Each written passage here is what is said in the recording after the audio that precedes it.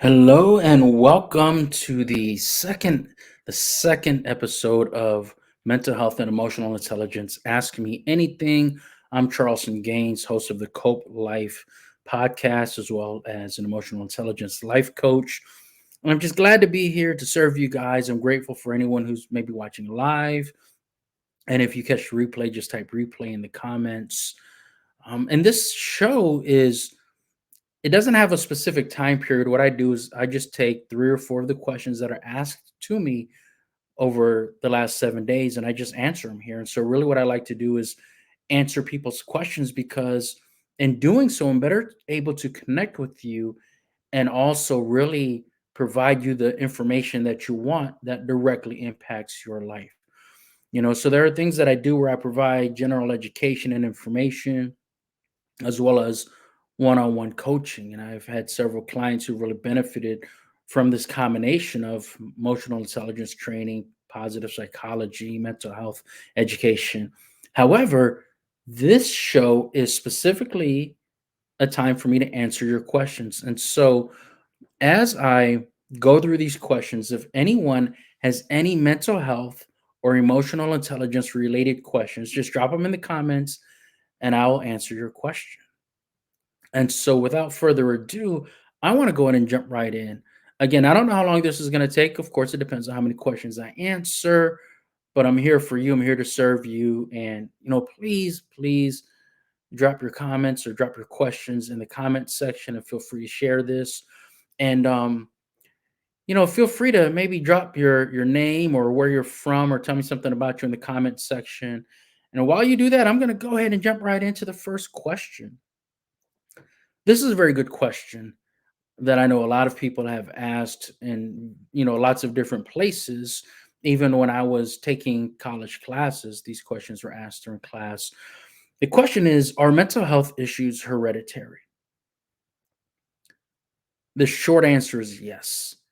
Mental health issues are hereditary. However, we have to understand that when we're talking about what you may consider mental health issues, that encompasses such a wide range of different things, different mental health disorders, different circumstances, even the way that you react, your temperament, the way that you think, the way that you process information. And so, what I want to do is just give you a couple of examples to help you just kind of understand this dynamic of the hereditary aspect of mental health issues. So, the first thing that comes to mind for me is schizophrenia. Because for some mental health issues, how it much it's impacted by genetic factors is still under question. We don't fully know, and then for some others, the evidence is pretty clear. And so, schizophrenia, for one, is definitely hereditary. About 2% of the U.S. population has been diagnosed with schizophrenia. However, about 20%, let me rephrase that. Um, Among people with schizophrenia, about 20% of them have an immediate family member who had schizophrenia, either a parent or maybe grandparent, aunt, or uncle. So schizophrenia is definitely hereditary. And if you have an immediate family member who was diagnosed with schizophrenia, then you're more likely to get it. That sounds like bad news, but in reality, technology has changed so much, medicine has changed so much that we're better able to treat it and to prevent it. And understand that a lot of times when we're talking about treating mental health disorders, we're really talking about treating the symptoms. And I'll give you an example of that. Nightmares are a symptom of PTSD. However, just because you have nightmares does not mean that you have PTSD. Lots of different people can have recurring nightmares for lots of different reasons. But there is medication that you can take for nightmares. And so the same thing goes with, say, schizophrenia, for example. There's different treatments available for that, everything from cognitive behavioral therapy to certain medications that can help manage the inner workings of the brain, the way the brain is firing. Um, so yeah, so schizophrenia is hereditary. There's also evidence of depression being hereditary. When we're talking about depression and anxiety, though, I think it has. When I say I think, I mean specifically my own opinion, right? Is that a lot of it has to do with, of course, what's going on around you. There's lots of different factors that impact if someone develops depression or anxiety. If you grew up with depression or anxiety in the home, you're more likely to get it. So a lot of times, we will see depression throughout multiple generations. Maybe a teenager is diagnosed with depression and the parents have been dealing with depression for some time, and then maybe even the grandparents at some point in time throughout the lifespan. However, when you grow up in a home that has depression, evident in its presence, it's possible that just living within that home has had a greater impact on the child developing depression over the lifespan than the actual genetics, right? So, how hereditary mental health issues are really depends on the specific issue we're speaking about, um, as well as other certain external factors. For example, regardless of your hereditary, regardless of your genetics, you're more likely to suffer depression if you grow up in poverty. If you suffer multiple adverse childhood experiences, you're more likely to be depressed or deal with anxiety if you had alcoholism or abuse, domestic violence in the home, or if you grew up in poverty. So there's lots of different ways or different factors that influence if someone develops depression or anxiety. So there is a genetic factor, but how much genetics play in each individual mental health disorder or issue really varies depending on the issue. Lots of mental health orders can co occur. For example, people with PTSD often suffer from comorbid depression and anxiety. And then you can imagine that people that are dealing with that may also try to self medicate with drugs or alcohol, right? So, substance use disorder and alcohol use disorders are also mental health disorders. And we know that someone can have a genetic predisposition to addiction. So, yes, mental health issues and disorders are genetic. However, you can't just say yes or no across the board in the same quantity for all mental health disorders. So, the next question I want to answer is, are mental health issues a disability? And again, it depends. What I want to say, I want to just give a quick answer for this. What a lot of people don't realize is that mental health disorders are medical conditions. Therefore, companies, organizations are required to provide accommodations for the disability. For example, if someone is having a hard time at their job because they may have Asperger's or ADHD, that those are considered disabilities, and the company is responsible for providing accommodations for those mental health disorders. So if you are suffering from any mental health issue and it seems that dealing with it in the workplace is a struggle, you can reach out to your HR department and speak to them about their policies regarding disabilities. And also, you can review the Americans with Disabilities Act and see what can be done, what should be done, things of that nature. So, again, if you have a mental health disorder, and I'm talking about diagnosed mental health disorder, diagnosed by a mental health professional, then you are likely entitled to specific accommodations. And it's very important that you have that diagnosis from a mental health professional. Some people have the symptoms of ADHD, depression, anxiety, and other things. There's some people who self diagnose and say that they're autistic to some degree, right? And they may be correct. So I'm not going to discount their opinions or ideas or whatever they have about themselves. But if you were to take that to HR, they would need more evidence that you actually are dealing with the issue than just your own internet research.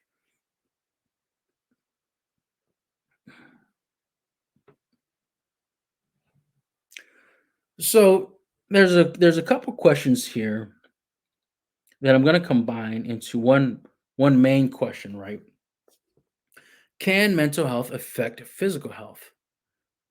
And the answer is a resounding yes. In fact, in some of the courses that I teach and the workshops I teach, I speak on the mind body connection. And also, even dealing with my one on one clients, I often get into the mind body connection, right? Where maybe you're suffering from a specific mental health issue.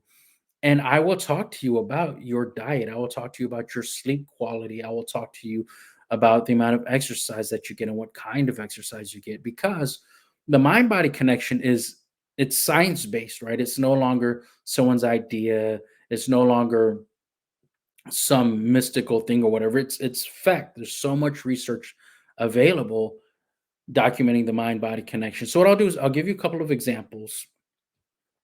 Um, One that I like to mention is PTSD, and I know I've mentioned PTSD a few times, but I got to tell you that's part of that is just because of the work that I've done, and the time that I spent in the military. So many people in the military, especially who have deployed to combat zones, develop PTSD.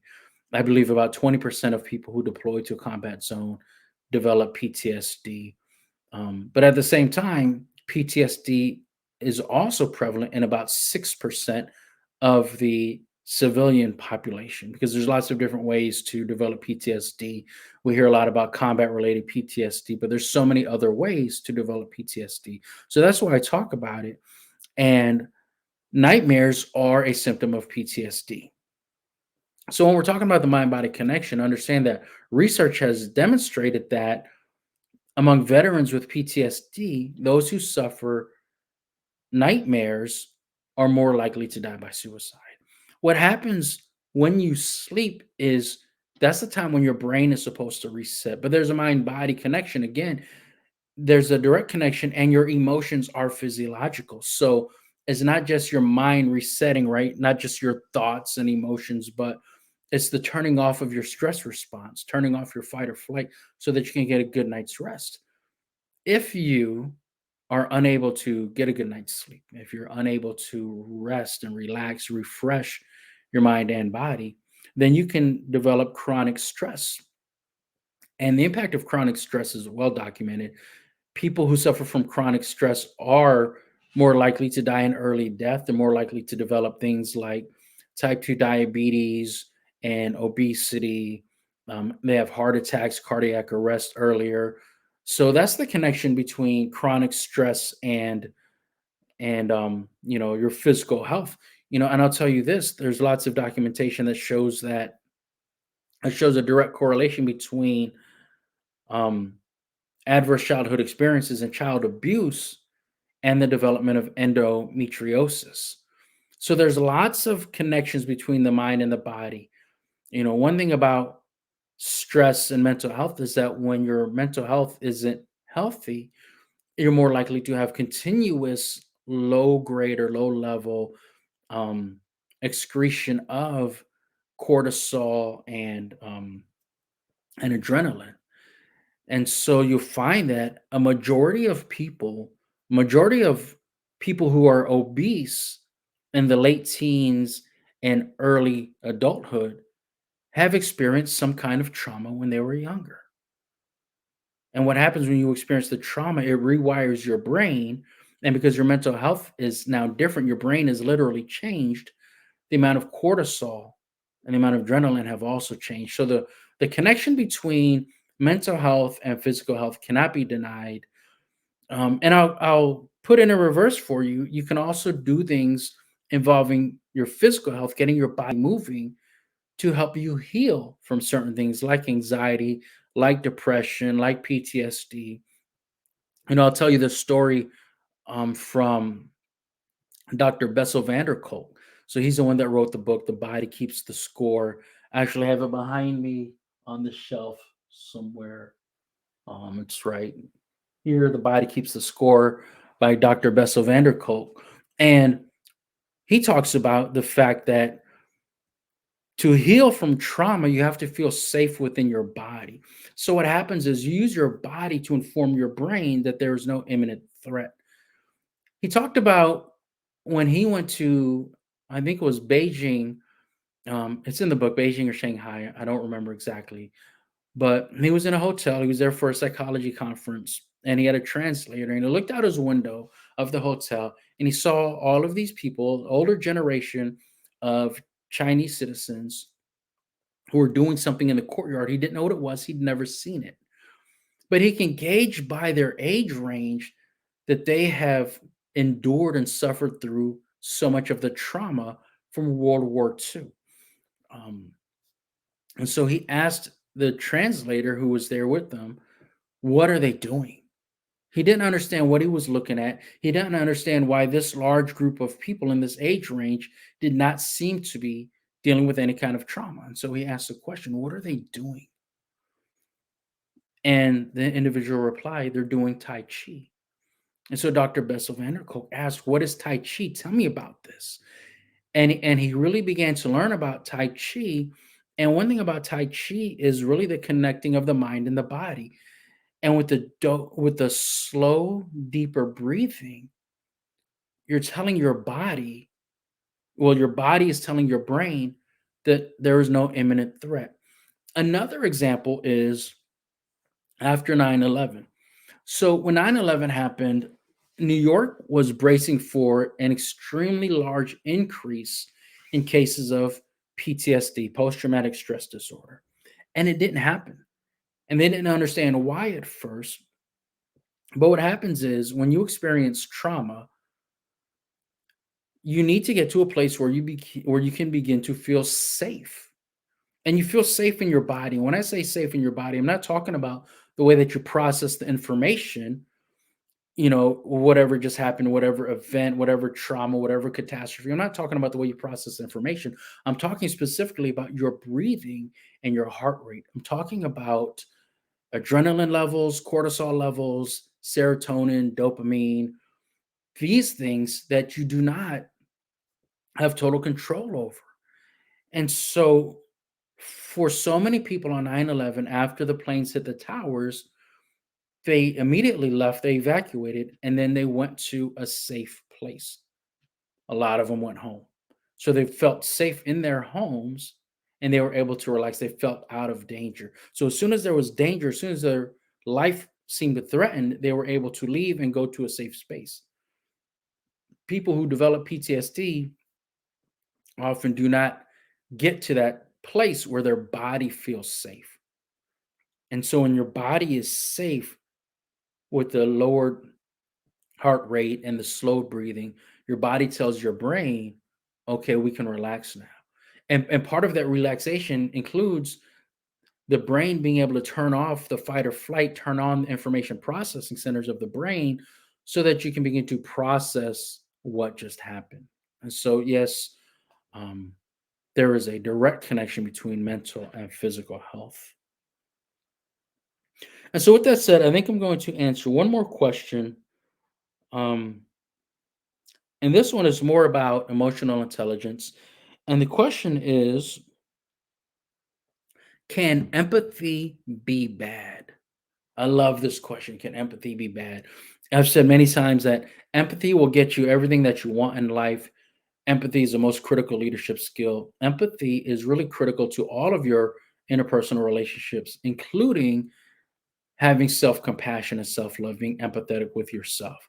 And so, if empathy is so critical, if empathy is so great, how can empathy be bad or can it be bad?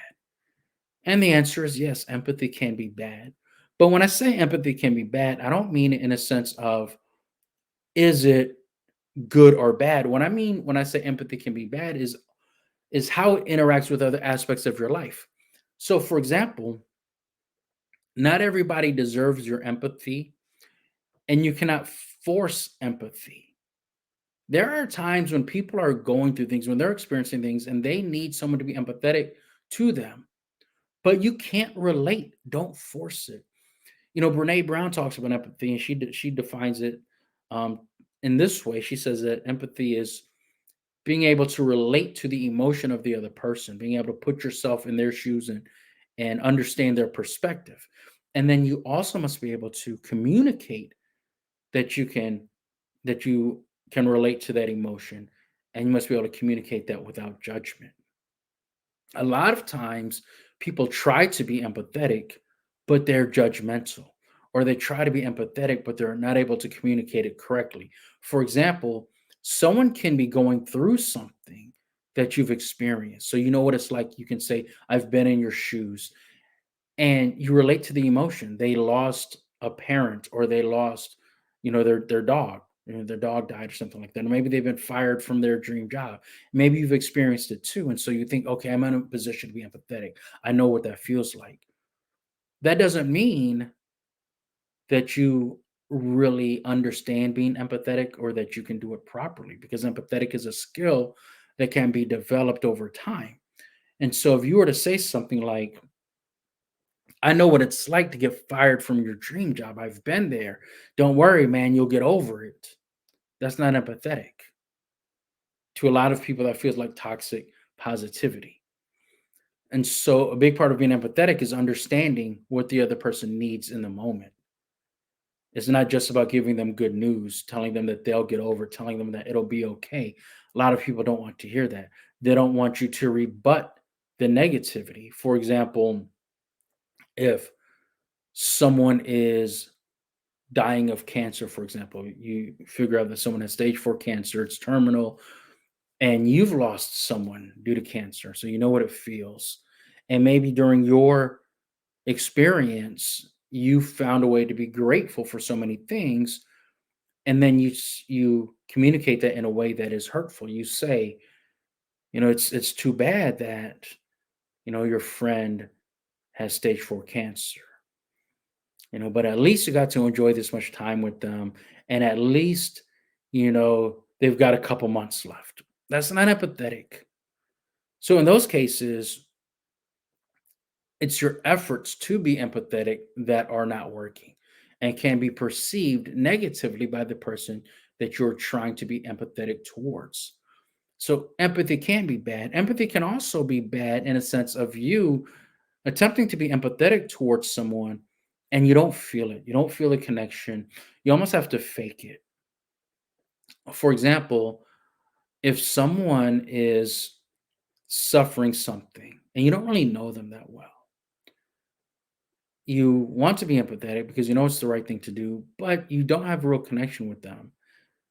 Now is not the time to fake like you really care about them. Now is not the time to fake compassion or concern. You don't know them that well.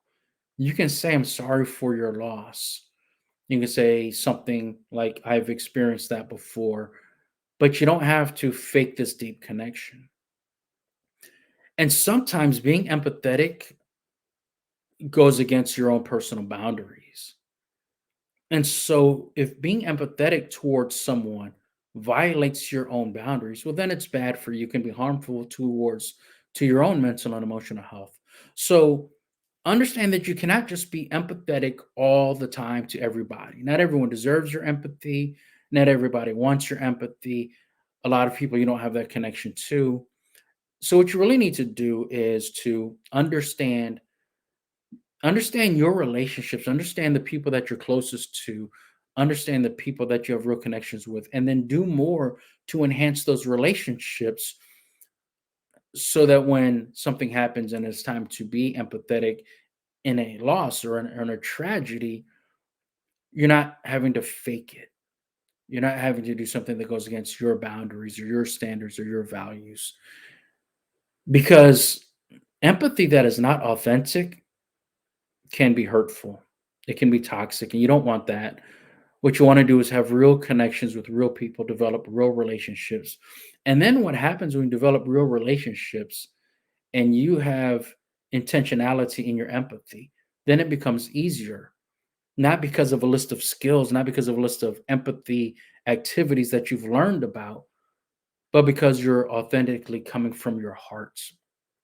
So, yes, empathy can be bad in certain situations, but you can't look at empathy as a good or a bad thing. Empathy is something that you can develop that enables you to build real connections, real relationships, so that you can be supportive of other people. And so that's the thing I think we need to understand about empathy. Empathy is critical, really, to getting everything that you want in life. Empathy enables you to give other people the things that they want and need in life.